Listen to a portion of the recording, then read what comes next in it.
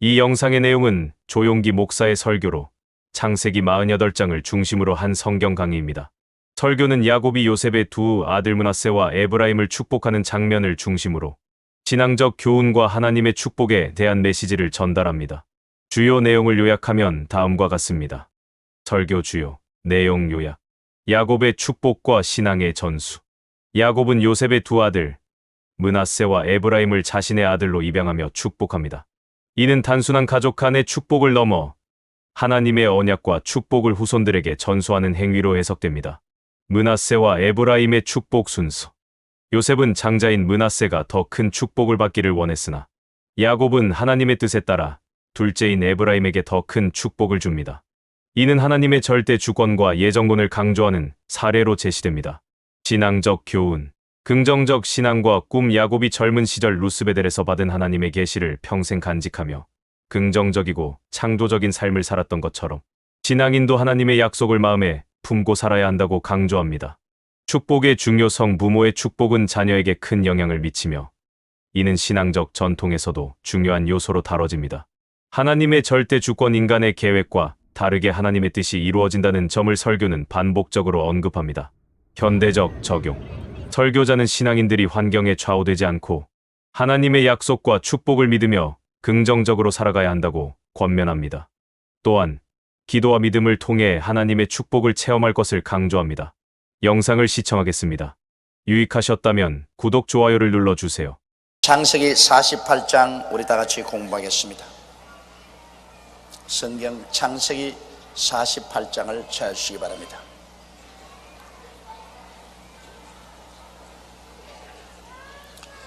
이 일 후에 혹이 요셉에게 고하기를 내 부친이 병들었다 하므로 그가 곧 두 아들 므낫세와 에브라임과 함께 이르니.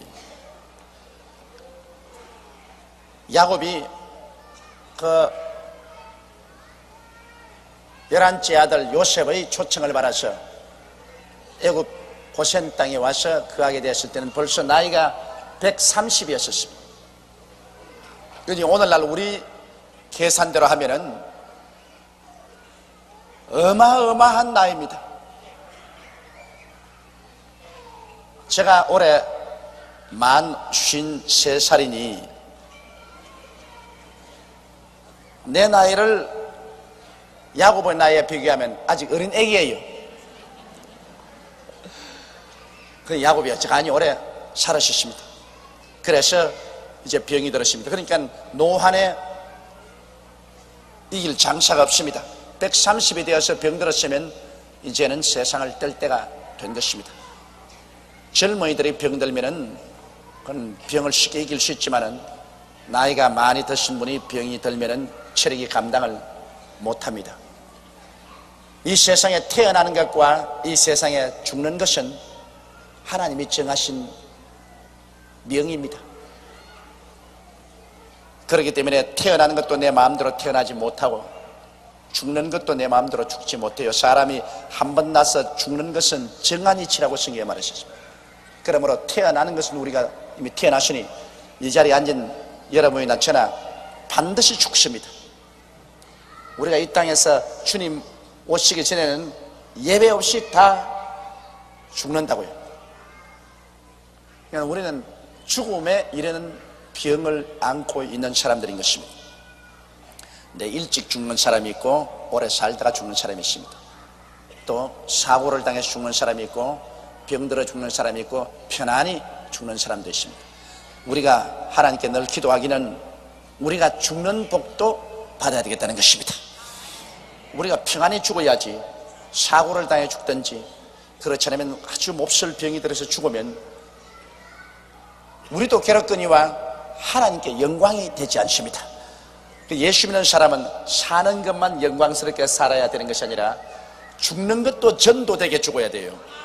모든 주위 사람 보기에 야, 그 참 영광스럽게 세상을 떴다. 장례식 치르고 난 다음 주위의 사람들이 예수 믿고 나오는 사람이 굉장히 많습니다.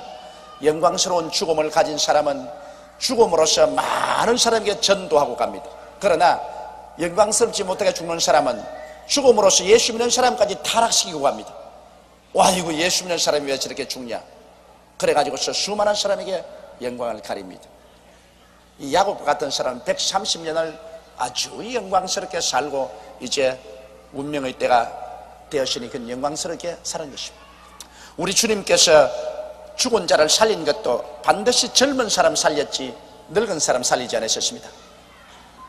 회당장의 딸도 어린 애기였었습니다. 회당장의 딸을 주님께서 살렸죠. 나인성 과부의 아들도 청년이었었습니다. 주님께서 살리셨죠. 그리고 마리아와 마르다의 오라버니 나사로도 젊은 청년이었습니다. 그래서 살리셨습니다.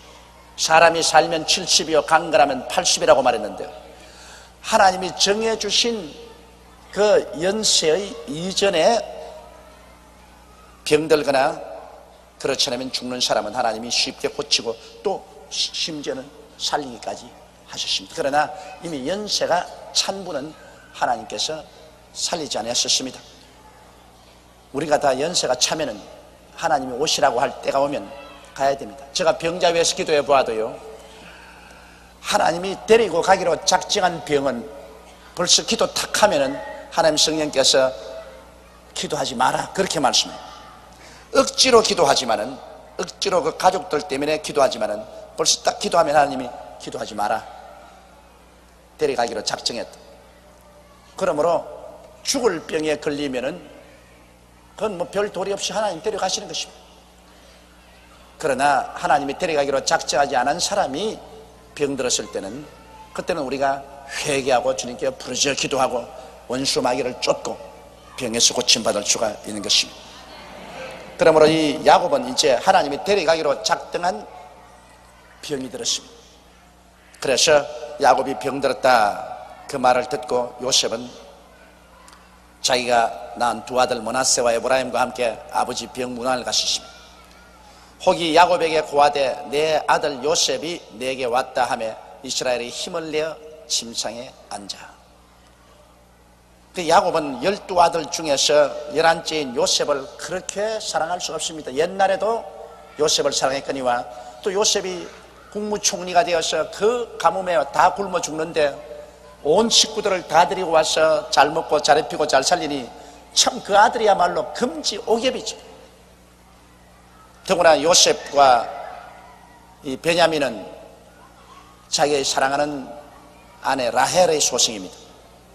그렇기 때문에 특별히 사랑을 했습니다. 이러므로 병들어서 침상에 들어누워 기운이 진해서 일어나지 못하는 그 아버지가 요셉이 왔다니까 힘을 내어서 일어나 앉았습니다. 아마 다른 아들이 왔다 했으면 옆으로 들어누웠는지도 모르겠습니다. 내가 지금 아파서 죽을 징해인데 왜 귀찮게 찾아오느냐 그렇게 말하시는지 모르겠어요. 요셉이 온다니까 막 아버지가 기운이 팍 나가지고서 다 죽어가는 영감이 침상에서 일어나 앉았다. 그러므로 성경 말씀에 보면 마음의 즐거움은 양약이라도 마음의 근심은 뼈로 썩게 한다고 말하고 있는 것입니다. 사람이 마음이 즐거우면 그게 큰 보신하는 것보다 낫다고요. 뭐 오래 살겠다고 자꾸 보신탕 먹고 무슨 한약재 먹고 그러고 난 다음 밤낮 물고 찢고 싸우고 하면 그거 아무 효과 없어요. 마음이 즐거우면 그게 그냥 굉장한 보신이 되고 건강이 되는 것입니다. 뭐 요사 이상구 박사 말한 대로 보면 마음이 즐거우면 속에서 엔돌핀이 많이 생긴다고 합니다. 그 여러분 지금 웃으시니까 엔돌핀이 또 많이 생겼어요. 근데 뭐 우리는 엔돌핀인지 저돌핀인지 모르겠지만은 그러나 성경 말씀에 하나님께서 마음의 즐거움은 양약이라고 하시니 병들었을 때 그러므로 자꾸 즐겁게 해주면 병이 빨리 나아요. 병든 사람 곁에 가서 우리가 하나님 말씀을 증거해주고 찬송해주고 기도해주면 그것이 얼마나 마음을 가볍게 하고 즐겁게 하지 않습니까? 그러므로 예수를 믿는 사람이 병들었을 때 찬송하고 말씀 읽고 기도하고 하면 병이 빨리 나는 이유가 그 마음의 즐거움이 양약이 되어서 그렇게 되는 것입니다. 나 병든 사람 빨리 죽이려고 하거든 자꾸 가서 염려스러운 말을 자꾸 해주십시오. 죽어가는 병든 사람에게 자꾸 염려 근심스러운 일을 이야기해서 이맛살을 찌푸리게 하면 뼈가 썩는다고. 뼈가 썩어 그냥 제가 죽어버려요. 이러므로 인생을 살면서 즐거움을 가지고 살아야 되겠는데, 예수님 밖에서 즐거운 일이 별로 있어야지. 요사이 저는 신문동기가 겁이 나요. 신문만 보면 모든 것이 즐겁지가 않습니다. 정치는 정치대로 나라와 민족을 정치가들이 사랑하는 것 같지가 않고 전부 정권 요구만 잡히는 것입니다. 노사 분쟁은 조금 잘 살게 되었다고 하니까 이걸 가지고서 서로 극단으로 많이 취하겠다고, 나라야 망하든 국민 경제야 파탄이라든 극한적으로 분쟁을 합니다. 아유 무시무시해요. 학생들은 학생들대로 학교에서 공부하라고 부모들이 그렇게 애써서 등록금 내서 보냈는데, 공부는커녕 밤낮 학교에서 데모 안 하면 밖에 나와서 데모. 물론 데모하는데 이유가 다 있겠죠. 교수도 이유가 있겠고 학생도 이유가 있겠지만, 제3자로서 부모로서 밖에서 쳐다보는 우리들에게는 그 가슴이 답답하기가 말로 다 할 수가 없습니다. 애를 쓰고 힘을 쓰고 공부를 해도 국제 경쟁에 따라갈 만냐 못 따라가냐는 이런 처지인데, 밤낮 공부를 안 하고 밤낮 총장실이나 점령하고 때려 부숴라 싸워라 과음이나 치고 댕기니, 그래가지고 4년 학교 휘떡 보내고 난 다음에 텅 빈 머리를 가지고 사회에 나가서 어디서 먹습니까? 아주 고급 논팽이밖에 안 된다. 그리고 사회 각계각층마다 단체는 다 만들어가지고서 다 물고 찢고 고함치고, 이래서 그냥 아예 그냥 신문을 보면은 엔돌핀이 다 사라지고 마음이 답답해지는 게 아예 병들 같아요. 그런데 막 신문 딱 접쳐놓고 찬송 한 장 척 부르고 성경 말씀 읽고 우리 사랑하는 주님과 함께 대화의 기도를 하고 나면 속이 박하 사탕봉어처럼 환해진다고요. 그저 마음이 그냥 기쁨이 넘치고, 에라 이 한 세상 이래도 한 세상 저래도 한 세상 막 뒹굴뒹굴 굴러가거라. 우리는 결국 우리의 고향은 천국이니 그저 하나님 오시면 천당 들어가 살겠지. 나라와 민족을 사랑하다가 보니까 이렇게 속이 타고 답답하고 괴로운데, 아이고 우리는 이 나라만 있는 것이 아니라 천당 나라도 우리나라니 그저 하나님 감사합니다. 세상 나라는 흔들리고 깨어지고 깨어지나 우리 속에 가지고 있는 천국은 흔들리지 않은 터전 위에 서 있으니 감사합니다. 그렇게 생각을 합니다. 천당까지 우리가 안 가졌으면 억울해서 못 견딜 거예요. 그러나 우리는 그래도 천국은 우리에게 있으니 그것만은 할렐루야 안심하고 감사할 수가 있는 것입니다. 그래서 우리 즐거움을 가지십시다. 마음의 즐거움은 양약도 되고 너희는 기뻐하라. 이것이 너희 힘이라고 말했습니다. 기뻐야 힘이 생겨요. 이 세상에 기쁨이 없으면 힘이 쫙 빠져버립니다. 슬픔이 오면 사람은 기운이 다 맥이 빠져버려요. 이러므로 인생이 살면서 이 기뻐한다는 것은 굉장히 중요합니다. 이러므로 서로서로 이 어렵고 험한 세월 살아가면서 서로서로 기쁨을 주고 살아야 돼요.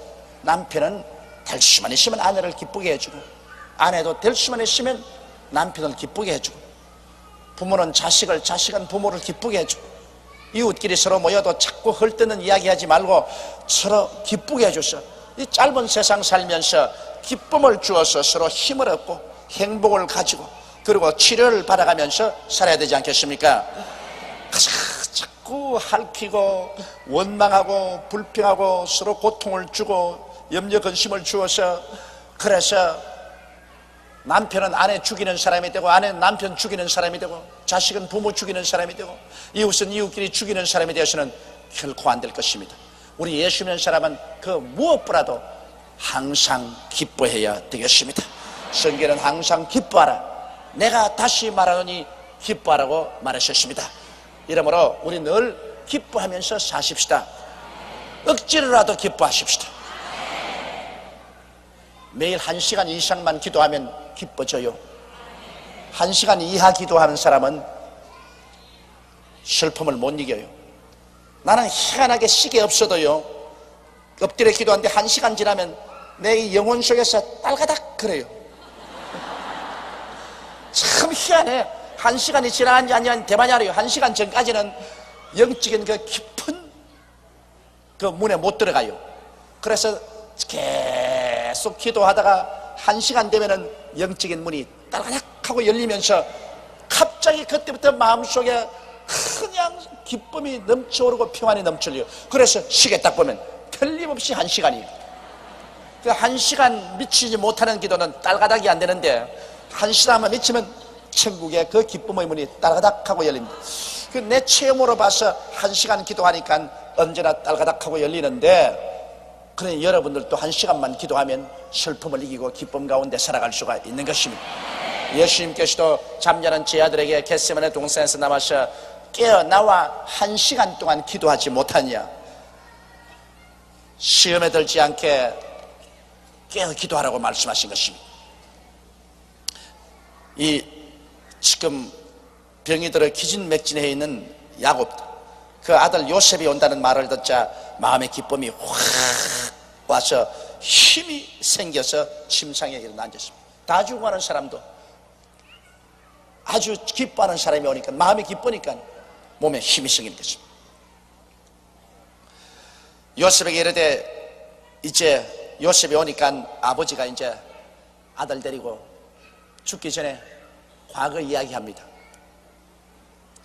요셉에게 이르되, 이전에 가나안 땅 루스에서 전능한 하나님이 내게 나타나 복을 허락하여 내게 이르시되, 내가 너로 생육하게 하며 번성하게 하여 내게서 많은 백성이 나게 하고 내가 이 땅을 내 후손에게 주어 영원한 기업이 되리라 하시느니라. 참 고년 묵은 이야기합니다. 지금 130살인데요 요셉에게 이르되, 이전에 가나안 땅 루스에서 전능한 하나님이 내게 나타났던 그때는 언제냐? 그때는 형 에스하고 다투어가지고서 형이 죽이려고 하며 어머니가 내 친정에 가서 있어라, 형의 노가 끝나면 내가 너를 다시 부르리라 해서 어머니의 보냄을 받아서 개나리 보침 하나 들고 외아저씨 집 아람 땅으로 가다가 해가 지매 돌베개를 하고 잤습니다. 소년 시절이죠. 그럴 때 꿈을 꾸었는데 꿈에 보니까 하늘문이 열리고 사락다리가 놓였는데 사락다리를 통해서 천사들이 자기 위에서 오락내락 하는데 그 위에 보니까 하나님께서 보좌에 앉아 계시면서, 나는 너희 조부 아브라함의 하나님이요 너희 아버지 이삭의 하나님이라. 내 누운 이 땅과 이 가나안을 내가 너와 내 자손에게 영원히 주리라. 그렇게 축복하는 것을 보고 꿈에서 깨어나서, 아 두렵도다, 이것은 바로 하나님의 집이요 하나님 나라에 들어가는 문이로다 하고서 자기 베개 뺀 곳에 기름을 붓고 그 돌을 세워놓고 기도하기를, 하나님이여 내가 가는 곳에 먹을 것과 입을 것을 주시고 편안히 우리 아버지께 집에로 돌아오게 하면 내가 하나님을 내 하나님으로 섬길 것이요 내가 얻은 일체의 수입 중에 11조를 주님께 드리리이다. 그렇게 각오한 땅이 바로 루스 땅입니다. 그건 아주 팔팔 젊은 때니까 내가 생각하기로는 그때 나이가 한 60이 됐나? 60까지 안 됐으면 한 40대인가요? 그렇게 되는데 이젠 130이 된 이날에까지 그 야곱의 마음에는 그 루스 땅에서 하나님께서 환상 가운데 보여준 그 축복이 한시도 잊으시지 않으셨습니다. 이것이 야곱에게는 큰 축복이었습니다. 그가 130세를 사는 동안에 험한 세월을 살고 험한 경험을 많이 했지만은, 그러나 이 생각 속에 늘 기억나는 것은 젊을 때가 루스 땅에서 하나님께서 하늘 문을 여시고 사락다리 위에 앉아가지고서 자기에게 축복해 주시던 그 하나님의 음성이 늘 마음에 정정하고 그 생각이 마음에 가득해서 그것이 자원이 되어서 늘 야곱은 긍정적이고 적극적이고 창조적이고 생산적으로 인생을 대할 수가 있었습니다.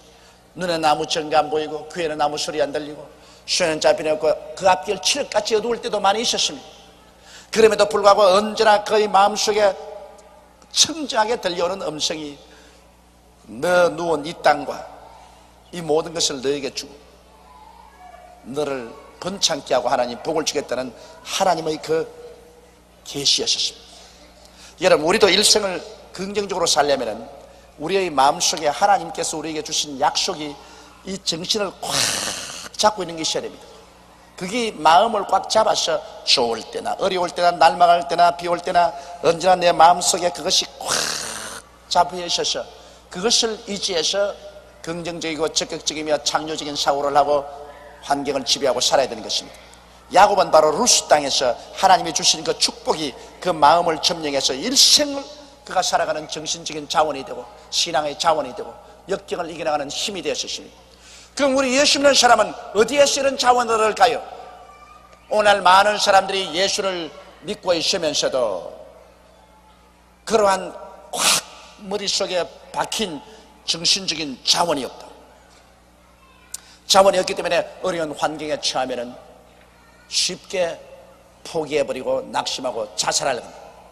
오늘도 외국에 사는 우리 동포 자매님 한 분이 나에게 급히 전화를 걸어왔어요. 신앙상도라 전화니까 제 전화 일성의 목사님 나는 자살하랍니다 그럽니다. 그래서 내가 전화를 국제전화를 두고서 아니 예수 믿는 사람이 그렇게 쉽게 자살한다면 어떻게 합니까? 제발 자살하지 마세요.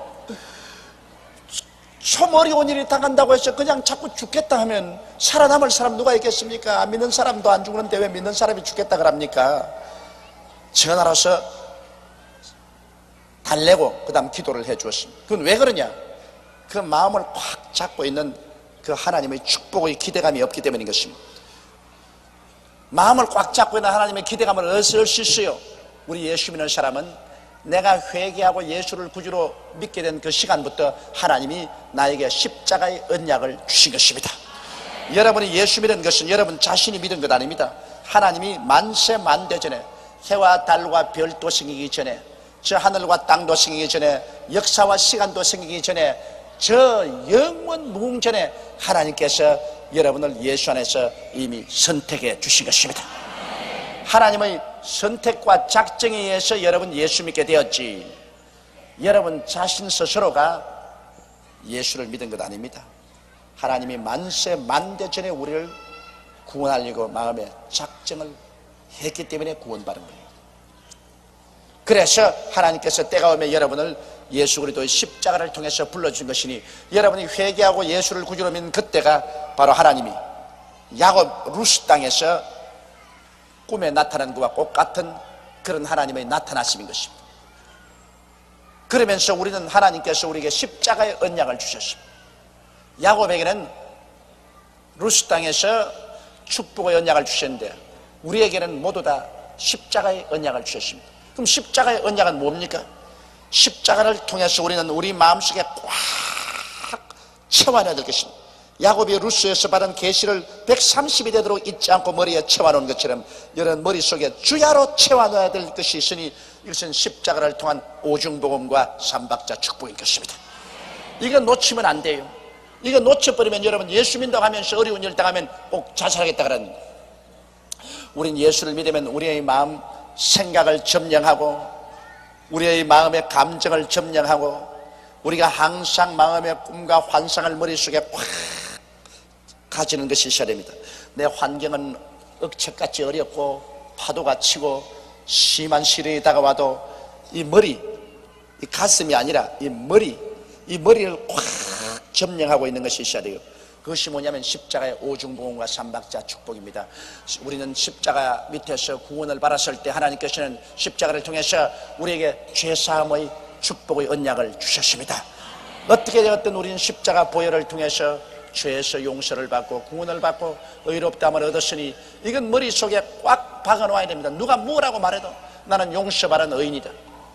또 십자가를 통해서 하나님께서는 원수된 우리를 자식으로 받아주시고 우리와 화목하시고 십자가를 통해서 우리에게 성령을 주셨으니 좌우간 추우나 더우나 잘사나 못사나 성령은 우리와 같이 계신다.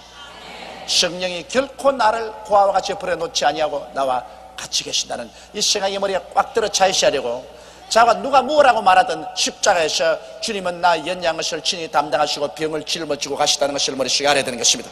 시방 내 몸에 병이 들어있고 내 병이 아직 낫지 않고 있다고 할지라도 실제로 나는 십자가에서 예수님이 나 연약한 것을 친히 담당하시고 병을 짊어지고 가셨으므로 나는 병에서 노인한 바른 사람이라는 생각이 꽉 정리했습니다. 나는 병에서 노인한 바른 사람. 이 생각이 있어야 병과 싸울 수가 있는 것입니다.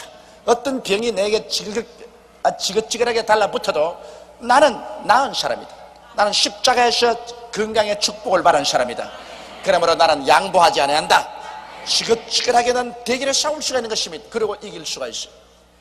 그리고 나는 십자가에서 저주에서 해방된 사람이다. 나는 십자가를 통해서 우리 육신의 선조 아담이 가져온 가시와 은극히 낭패와 실망, 가난과 절망, 이런 모든 저주에서 해방을 얻었다. 나는 예수님을 통해서 십자가에서 아브라함의 복을 받은 사람이다. 나는 복 받은 사람이다. 자관 환경이 얼마나 가난하고 사업이 안 되고 부도가 나고 아예 그냥 감방에 끌려가서 갇혀있다 할지라도 내 몸이 어떻게 되었더라도 내 머리 생각은 나는 복 받은 사람이다. 나는 십자가를 통하여 아브라함의 복을 받은 사람이라고 꽉 들어 차이셔야 되고, 어떠한 역경이라도 예수님이 죽었다가 부활하심으로 말미암아 나는 십자가를 통해서 사망에서 생명으로 옮겨졌고 지옥에서 천국으로 옮겨진 사람이다. 나는 천당 사람이다. 이 생각이 머리에 꽉 들어차고 그것이 우리 마음속에 꿈과 환상이 되어야 되는 것입니다. 그것이 내가 눈을 뜨고 있어도 내가 그렇게 된 것이 보이고, 눈을 감고 있어도 내가 오중복음을 받아서 영혼이 잘됨같이 범사에 잘되며 강건하게 된 내 모습을 늘 쳐다보고 살아야 되는 것입니다. 이게 바로 야곱이 루스 땅에서 하나님께서 계시해 주신 그 축복의 계시를 한평생 130에 되어 애굽의 고센 땅에 올 때까지 그런 마음에 간직하고 있어서 그 아들에게 그것을 간증합니다. 이와 같이 우리도 예수 믿고 난 이후로는 십자가를 통한 오중복음과 이 삼박자 축복, 이 삼중 축복을 머릿속에 계속 간직하고 있어야 됩니다. 저는 이 진리를 깨닫고 난 다음에부터 한시도 이 진리를 내 머릿속에서 떠나게 한 적이 없습니다. 저는 자나 깨나 앉으나 서나 추우나 더우나 내 머릿속에 그리스도를 통해서 오중복음은 나의 것이고 삼중 축복, 삼박자 축복은 내 것이다. 나는 그래서 언제나 내 스스로를 꿈꾸어 봅니다. 내 환경이 그렇지 않더라도 나는 언제나 나를 꿈꾸어 봅니다. 용서받은 의인, 하나님과 화목되어서 성령이 늘 같이 계신 조용기, 병에서 고침받고 건강하게 된 조용기, 저주가 다 떠나고 하나님의 축복 속에서 사는 조용기, 아브라함의 복 중에서 살기 때문에 나는 복받은 사람이에요. 사망과 음부가 다 물러가고 천국이 내 것이 된 그런 조용기, 이런 조용기를 머릿속에서 나는 늘 그려봅니다. 늘 꿈꾸어보고 그려보고 그 속에 삽니다. 환경이 그렇지 않더라도 내 머릿속만은 그런 꿈으로 꽉 들어찹니다. 그러면 그런 꿈이 머릿속에 꽉 들어차 있으면 그 꿈은 믿음을 산출하는 것입니다. 믿음이란 꿈이 생산해냅니다. 여러분 마음속에 그런 꿈이 꽉 있으면 믿어져요. 오중복음과 삼중 축복을 확실히 믿어요. 그 믿어지면 그 다음에는 성경은 뭐라고 말합니까? 내 믿은 대로 될지어다. 별도리 없이 그것이 머릿속에 꽉 믿어져 있으면 그만 그 믿음이 그대로 이루어져요. 이번에 제가 피닉스 애리조나에 가니까 피닉스 애리조나에서 나를 만난 우리 한국 성도들이 여러분 계시는데 그 중에 한 성도가 날 만나서 말이, 아휴 목사님 만나서 감사합니다. 왜 그러니까 나는 목사님 테이프를 들었는데 한국에서 떠난 지 30년이 넘어요. 그동안 한국에 안 와봤는데 늘 목사님 테이프를 듣고 나는 구원을 받고 테이프를 듣고서 예수를 믿었는데 내 머릿속에서 언제나 조용기 목사님을 하면 만날 것이다, 개인적으로 만날 것이다 하는 생각이 머릿속에 꿈으로 있었는데, 그걸 꿈이 있어 믿음이 있었는데 이렇게 만날 줄을 몰랐다고. 그런데 그 피닉스 애리조나라는 곳에 좀처럼 가지 않은 곳입니다. 그런 그 사막 한가운데 있는 도시에 제가 가게 되고 또 그 집에서 밥을 2번이나 얻어먹게 되었어요. 내가 왜 다른 것 다 제껴놓고 그 집에 가서 밥을 2번이나 먹습니까? 그 사람이 그 마음속에 오랜 세월 동안 조용기 목사하고 개인적으로 만나서 이야기했던 꿈을 가지고 있었기 때문에 그 집에 가게 됐어요. 그래, 그것만 했으면 또 괜찮은데 그 다음 한국 식당이 딱 한 곳이 있는데 한국 식당에 가서 밥을 먹으니까 식당 주인이 하는 말이면, 아이고, 내가 언제고 내 머릿속에서 조용기 목사 개인적으로 한번 만나봐야 되겠다, 그렇게 생각을 하고 있었는데 우리 식당에 오셨네. 그럽디도 또. 그래서 주부이나 그 계속하는 걸 보고, 하하, 이 머릿속에 늘 꿈꾸는 것은 이루어진다. 제가 늘 말하는 것처럼 당신이 꿈을 만드는 것이 아니라 꿈이 당신을 만든다고. 꿈속에 늘 그렇게 생각하고 있으면 그것이 나쁜 꿈이 아닌 이상은 그대로 이루어지는 것입니다. 이제 그렇다고 여러분이 전부 다 조 목사 우리 집에 신방 올 것을 꿈꾼다 그러면 이제 저 바빠서 못 견뎌요. 뭐 바빠서 못 견뎌. 그 꿈대로 딱 시행돼야 될 테니까. 그런데 여러분, 이 우리 예수 믿는 사람은 십자가 밑에서 언제나 오중복음을 묵상하고 삼박자 축복을 늘 묵상하고 그것이 이루어진 것을 생각하고 내가 그렇게 된 것을 늘 꿈꾸어 보고 그 믿음이 생기고 그리고 그걸 입으로 시인해야 되는 것입니다. 여러분, 입으로 부인하면 안 돼요. 참 그 하나님께서 입으로 시인하는 것이 얼마나 중요한 것을 누가복음 보면 세례 요한의 아버지를 통해서 가르치고 있습니다. 세례 요한의 아버지는 제사장인데 스가리아였고 그 어머니는 엘리사벳이었습니다. 스가리아와 엘리사벳은 나이가 넓도록 어린애기를 낳지 못했습니다. 그래서 이제는 아기를 못 낳는 나이가 되었는데 마침 성전에서 하나님 섬기는 그러한 당번이 스가리아에 왔습니다. 이 스가리아는 제사장이었기 때문에 자기 차례가 되어서 성전에 들어가서 분향을 하는데 천사장 가브리엘이 나타났어요. 너무 놀래가지고서 정신없이인데 가브리엘이 말하기를, 내 말 단단히 들어라. 너희 아내 엘리사벳이 늙은 나이지만은 어린 아기를 잉태하게, 그 이름은 요한이라고 하라. 그는 그 뒤에 오시는 하나님의 아들 예수 그리스도를 위해서 선지자로서 앞서서 길을 닦을 사람입니다. 그 스가리아가 그 말을 듣고 비웃었습니다. 내 나이가 이렇게 많고 우리 아내 나이도 많은데 어떻게 우리가 아들을 낳을 수가 있습니까? 그러니까 천사장 가브리엘 하는 말이, 너 지금 의심하고 믿지 않지만은 내가 한 말대로 다 이루어지고 나면은 내가 믿을 것이다. 그러나 그 일이 이루어지기 전까지 너는 벙어리가 돼서 말 못할 것이다. 아, 그래, 바깥에서 기다리는 사람이 한번 기다려도 안 나오기에 무슨 사고가 나는가고 걱정하는데 한참 만에야 성전에서 스가리아가 나왔는데 보니까 아까까지라도 말을 잘한 사람이 이제 와가지고서 안탕탕탕 안탕탕탕 탕탕탕탕 그러거든요.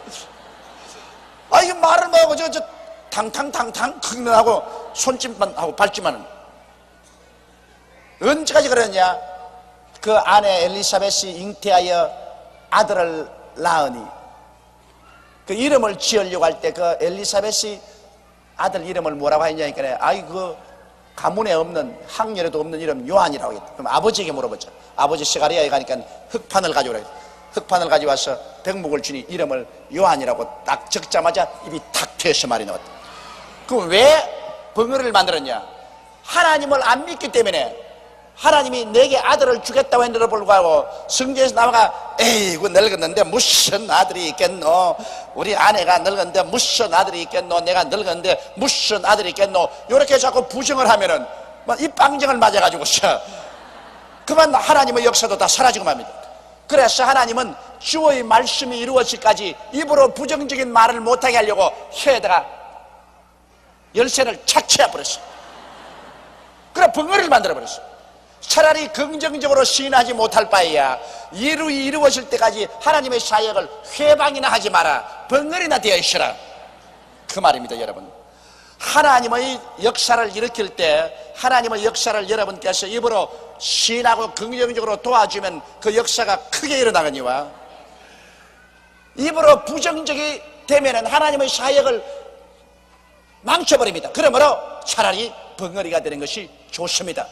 하나님은 강제로라도 믿지 않은 사람 부정적인 말 못하게끔 스가리아로 하여금 벙어리가 되게 해서 그 아들이 낳을 때까지 하나님의 사역을 방해하지 못하게 말했습니다. 그러므로 사람의 입술의 말이 얼마나 중요합니까? 내 입의 말로 내가 묶였으며 내 입의 말로 내가 사로잡혔다 했으며 죽고 사는 권세가 혀에 있으니 사람은 자기 혀로서 살 것이라고 말했었습니다. 이렇기 때문에 여러분, 우리 혀의 말이 얼마나 중요한지 몰라요. 야고보는 그 강하게 말하지 않습니까?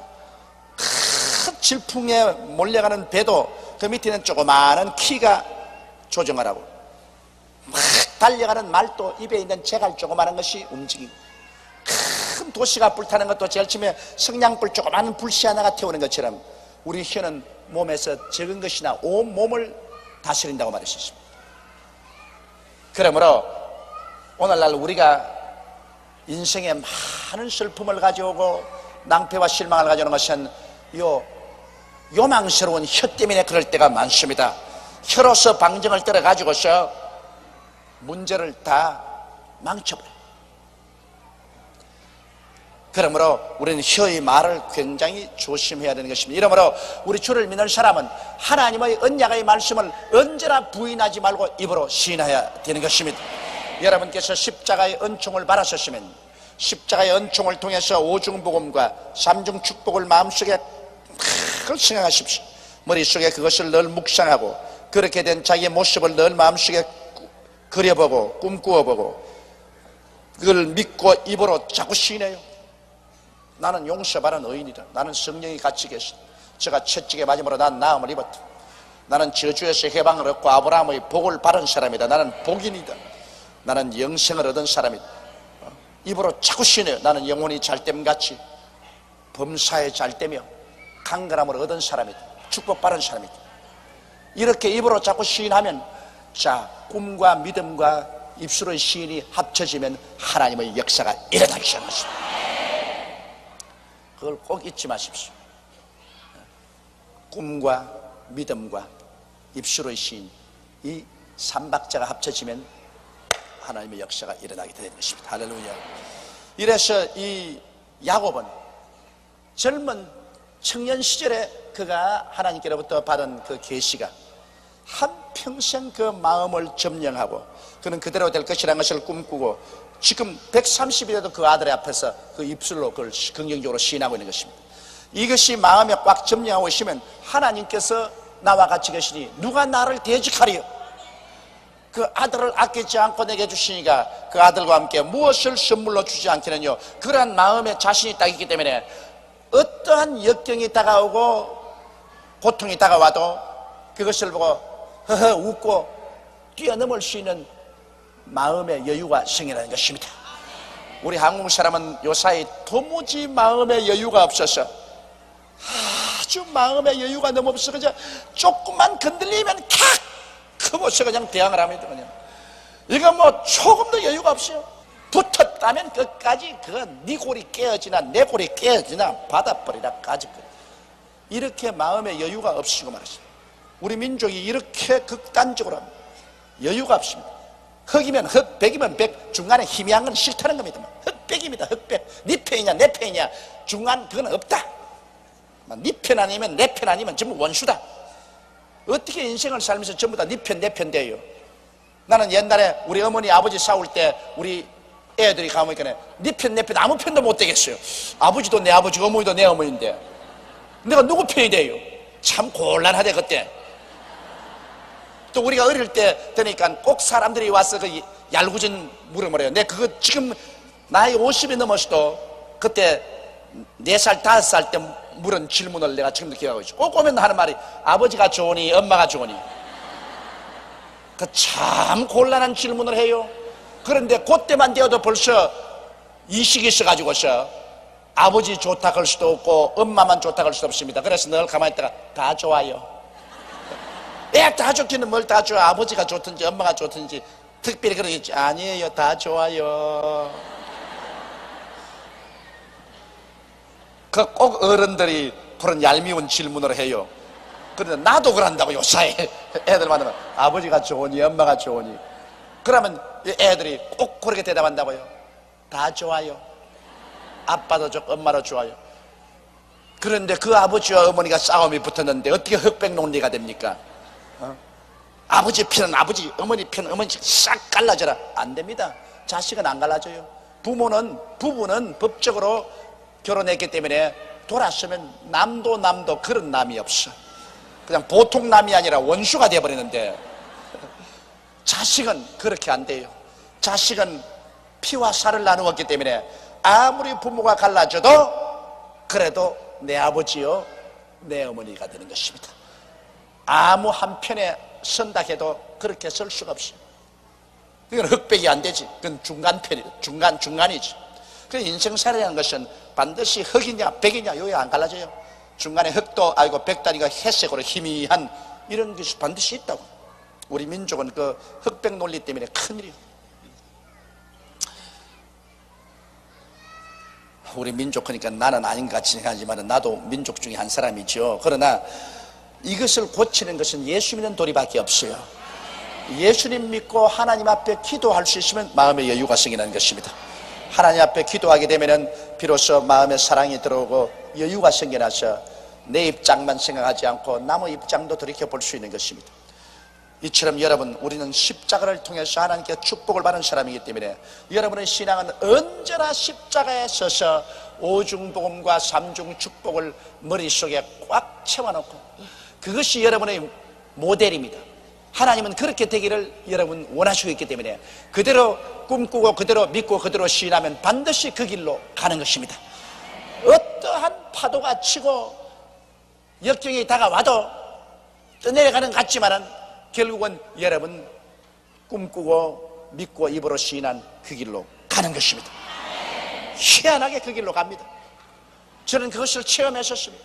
내가 이 진리를 발견하고 난 다음 30년 동안 이 진리를 믿고 살았는데 수없는 역경에 부딪히고 낭패에 부딪히고 깜깜한 밤에 부딪혀도 내 머릿속에 꿈꾸고 믿고 입으로 시인한 언제나 그 결과대로 이루어지더라고요. 밤은 쉬 지나가고 밝은 낮이 다가와요. 겨울은 지나가고 양춘 가을의 봄이 다가와요. 이러므로 우리가 마음속에 올바른 꿈과 믿음과 입술의 시인을 가지고 있는 것은 굉장히 중요합니다. 그런데 이 야곱은 그와 같은 위대한 신앙의 원천을 가지고 있었습니다. 요셉에게 이르되 이전에 가나안 땅 루스에서 전능한 하나님이 내게 나타나 복을 허락하여 내게 이르시되 내가 너로 생육하게 하며 번성하게 하여 내게서 많은 백성이 나게 하고 내가 이 땅을 내 후손에게 주어 영원한 기업이 되게 하리라 하시느니라. 내가 애굽으로 와서 내게 이르기 전에 애굽에서 내게 낳은 두 아들 에브라임과 므낫세는 내 것이라. 루벤과 시므온처럼 내 것이 될 것이요. 이제 아버지가 이제 아들 갖다 놓고 난 다음에 설랑설레 이야기를 하는데 나는 이런 신앙으로 살아왔다 그렇게 이야기하고, 그 다음 그 아들 요셉을 얼마나 사랑했던지, 요셉아 네가 애굽에 내려와서 이곳에서 고생하며 살면서 낳은 두 아들이 있지. 므낫세와 에브라임과 므낫세는 내 손자로 내가 받아들인 게 아니라 내 양아들로 받아들이겠다. 이거 참 획기적인 일입니다. 이 손자인데, 자기에게는 손자인데 나는 손자로 받아들이지 않고 내 아들 12아들 가운데 같이 소속된 양자로 받아들이겠다. 그러므로 너희 두 아들 내 손자를 내 양아들로 다오. 이것은 굉장한 축복입니다. 이스라엘 12지파에 소속되게 만드는 것입니다. 그래서 나중에 보면은 여기에 이스라엘 12지파에 바로 이 두 아들이 들어가게 된 것입니다. 손자를 아버지가 아들로 양자를 택한 것입니다. 이런 것은 역사상에 아마 이때밖에 없을 것입니다. 그만큼 아버지가 요셉을 귀하게 여기고 요셉을 높여준 것입니다. 내가 애굽으로 와서 내게 이르기를 전에 애굽에서 내게 낳은 두 아들 에브라임과 므낫세는 내 것이라. 루벤과 시몬처럼 내 것이 될 것이라. 루벤과 시몬은 맏아들 둘째 아들인데 맏아들 둘째 아들처럼 손자가 바로 내 아들로서 내가 양자로 받아들이겠다. 이들 후에 내 소생이 내 것이 될 것이며, 그 다음 이 두 아들 이후에 낳는 자식은 너 소생, 너 자식으로 삼아라. 그 산업은 그 형의 명의하에서 함께 하리라. 그러나 그 아들들도 형이 축복을 받는 그 축복을 함께 받겠다는 것입니다. 그러므로 요셉에게 큰 축복을 준 것입니다. 또 말하기를 내게 관하여는 내가 이전에 밧단에서 올 때 라헬이 나를 따르는 노중 가나안 땅에서 죽었는데 그곳은 에브랏까지 길이 오히려 격한 곳이라 내가 거기에서 그를 에브랏 길에서 장사했느니라. 에브랏은 곧 베들레헴이라. 이 말은 왜 했냐면 바로 요셉의 어머니가 라헬이거든요. 그래 또 요셉을 보니까 자기 아내 라헬이 생각이 납니다. 그래서 엄마 이야기를 하는 거예요. 너 엄마 하는 말이 내게 관해서는 내가 이전에 밧담에서 올라올 때 외아저씨 집에서 고향 땅으로 돌아올 때 너 어머니가 나를 따르는 노중에 너희 동생 베냐민을 낳다가 죽었다. 그 마지막 막내 베냐민을 낳다가 난산을 해서 죽었습니다. 그러므로 너 어머니가 나를 따르다가 노중에서 죽었어. 그래서 에브랏 길까지 길이 오히려 떨어져 있어서 너 어머니를 그곳에 장사했다. 그 뭐 다른 사람에게는 말해봤자 아무 의미가 없습니다. 그러나 요셉에게는 의미가 깊어요. 아버지와 아들 간에 어머니가 옛날에 너 동생 나타가 죽어서 이 가나안으로 오다가 그 중도의 길에서 너 어머니를 묻었다. 이것은 그 아버지와 자식 간의 그 깊은 사랑을 이야기하는 것입니다. 이스라엘이 요셉의 아들들을 보고 이르되 이들은 누구냐?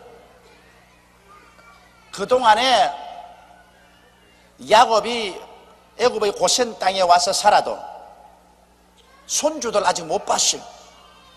왜냐하면 손주들은 대굴에서 아버지와 어머니와 함께 살고 있기 때문에 아직 손주들을 못 만났습니다. 그런데 이제 아버지가 병드니까 요셉이 자기 아들들, 즉 야곱의 손주들을 데리고 왔으니까 그 손주 아들 둘이가 왔으니까 이게 누구냐?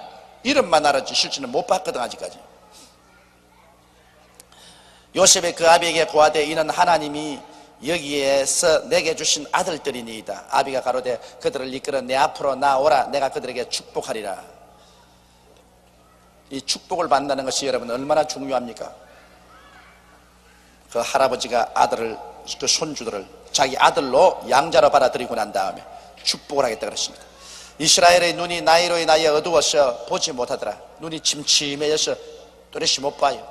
요셉이 두 아들을 이끌어 아비 앞으로 나아가니 이스라엘이 그들에게 입맞추고 그들을 안고 요셉에게 이르되 내가 내 얼굴을 보리라고는 뜻하지 못하였더니 하나님이 내게 내 소생까지 보이셨도다. 이 얼마나 감격적인 말인 것입니까?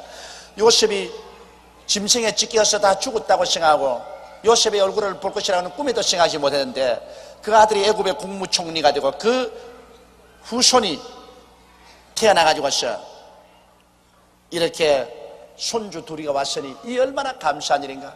내가 너를 못 볼 것이라 했는데 너희 자손까지라도 보게 되었으니 이 얼마나 감사한 일인가.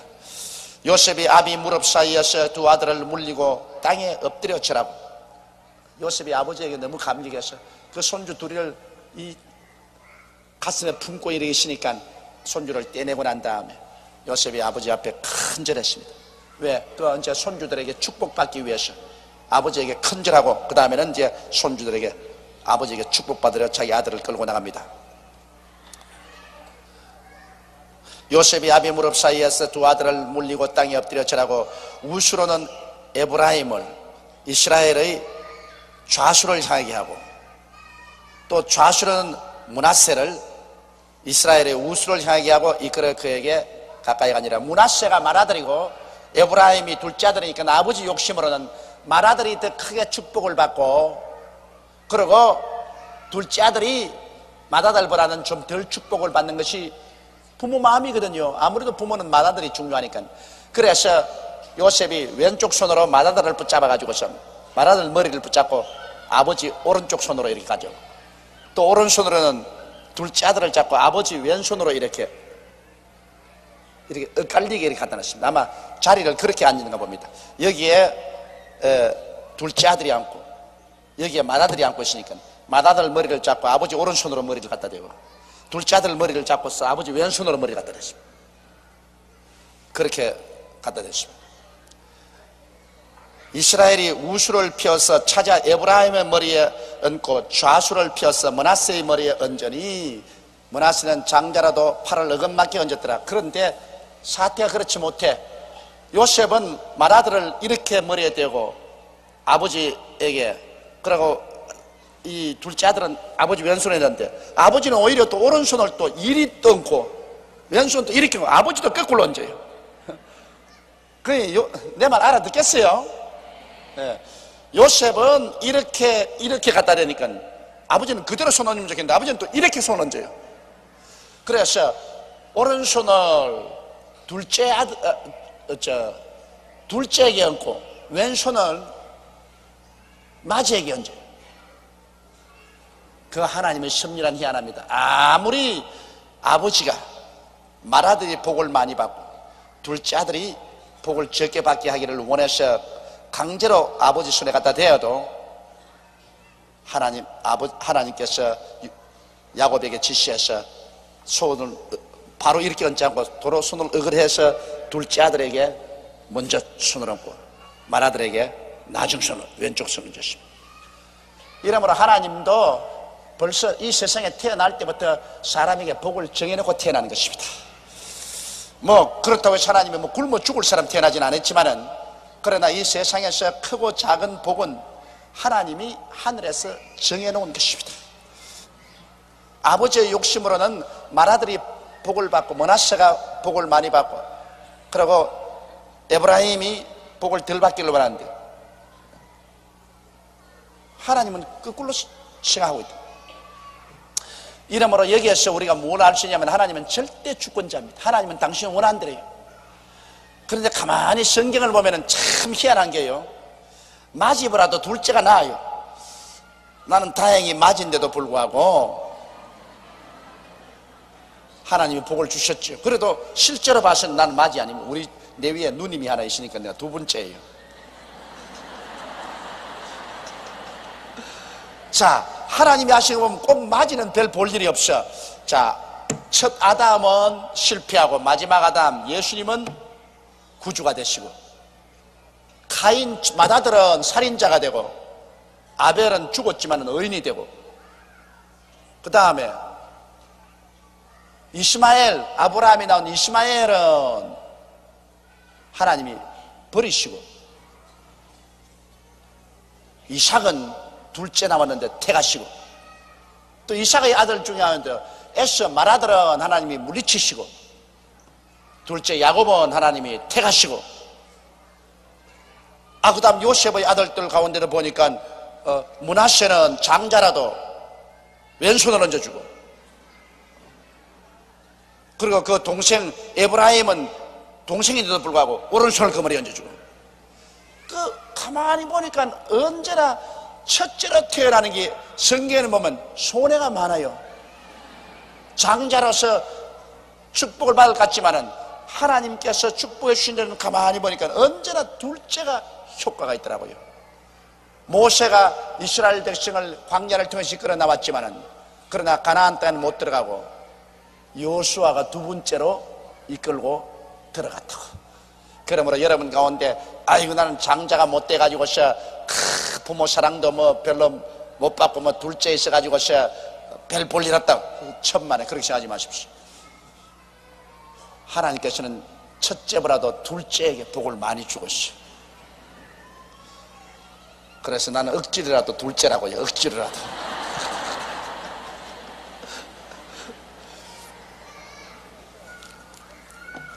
이래서 요셉의 생각과 하나님의 생각은 틀렸습니다. 하나님은 절대 주권자인 것입니다.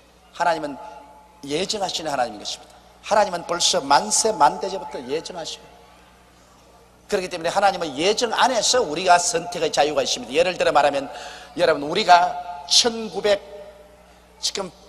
1989년도에 이 극동의 한국 땅에 태어나서 사는 것, 이게 예정입니다. 이건 내가 변화시킬 수 없어요. 뛰고 꿀려도 변화 못 시켜요. 한국 땅에서 이 시점에 태어났다. 이건 하나님이 예정한 것입니다. 이건 못 변해요. 그러나 한국 땅에 있을 때 서울에 살 것이냐 부산에 살 것이냐, 이건 내 마음대로 할 수가 있어요. 그러나 한정된 곳에 우리가 자유를 누릴 수가 있습니다.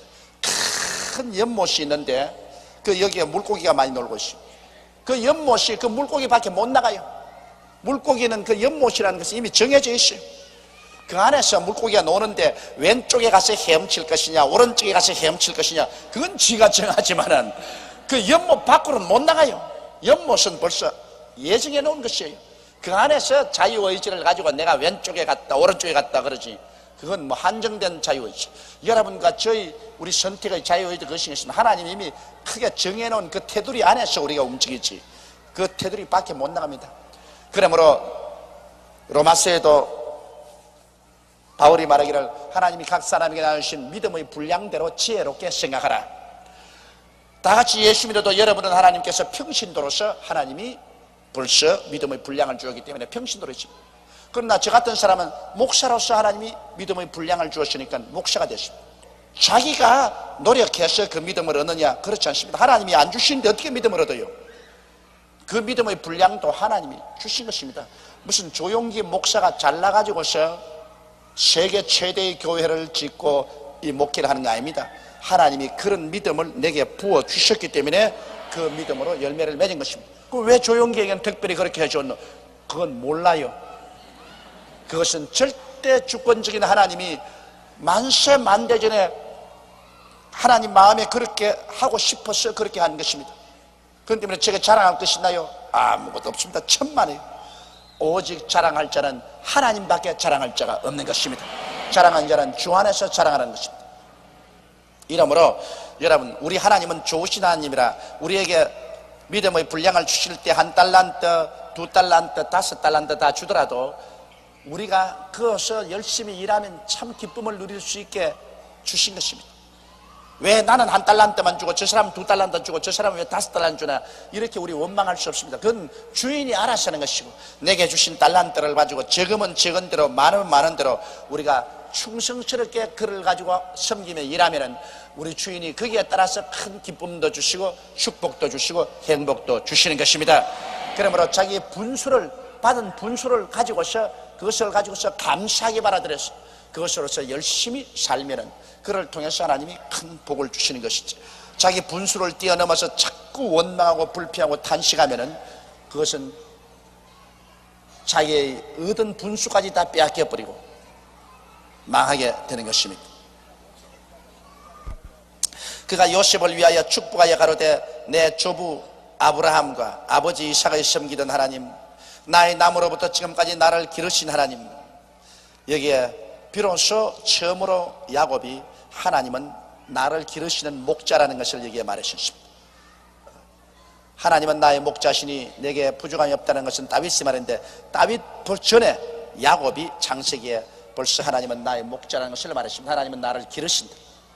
오늘날 우리 하나님은 우리의 목자로서 여러분 우리를 기르시는 하나님인 것입니다.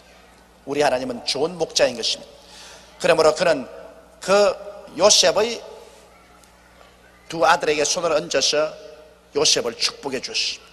그러니까 아버지와 아들이 함께 축복을 받는 것이죠. 아브라함과 아버지 이삭을 섬기던 하나님, 나의 남으로부터 지금까지 나를 기르신 하나님, 나를 모든 환난에서 건지신 사자께서 이 아이에게 복을 주시오며 이들로 내 이름과 내 조부 아브라함과 아버지 이삭의 이름으로 칭하게 하시오며 이들로 세상에서 번식되게 하시기를 원하나이다. 자, 여기 보십시오. 이 오면 그가 요셉을 위하여 축복하여 가로되 내 조부 아브라함과 아버지 이삭을 섬기던 하나님, 나의 남으로부터 지금까지 나를 기르시던 하나님, 그 다음에 16절에는 나를 모든 환난에서 건지신 사자, 성경은 여호와의 사자라고 늘 길어졌어. 이 사자, 그럼 나를 모든 환난에서 건지신 사자는 누구냐? 이거는 구약시대 예수 그리스도를 말하는 것입니다.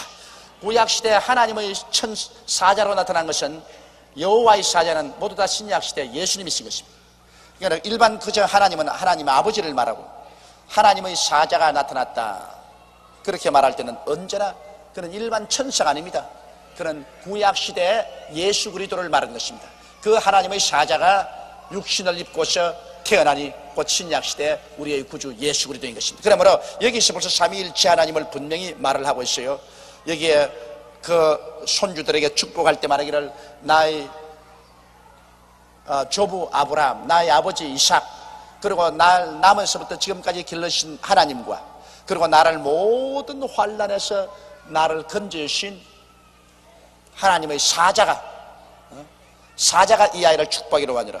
그러므로 여러분, 절대로 천사에게 기도하라고 안 하셨습니다. 우리는 천사는 기도하지 않습니다.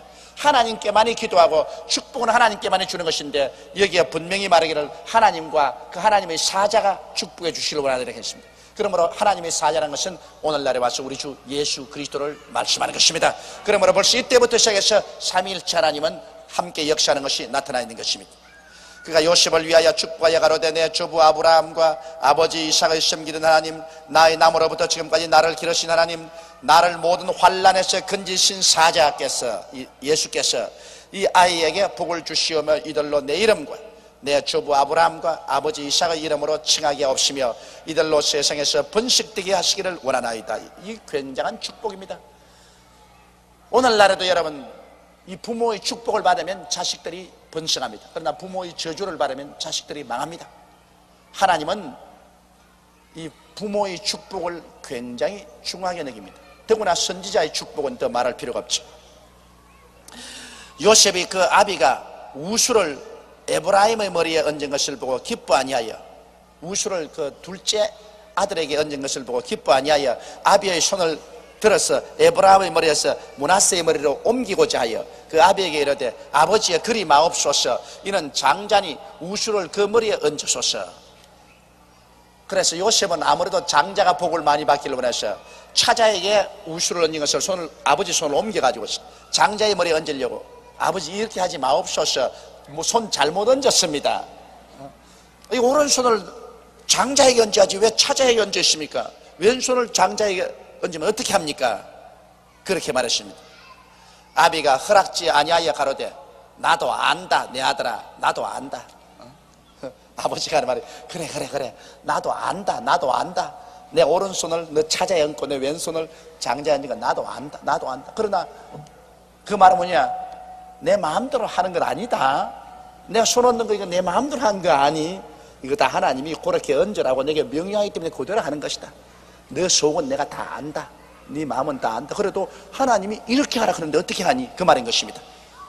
그러니 보십시오, 사람의 생각과 하나님의 생각은 이렇게 다릅니다. 하나님은 장자보다도 차자인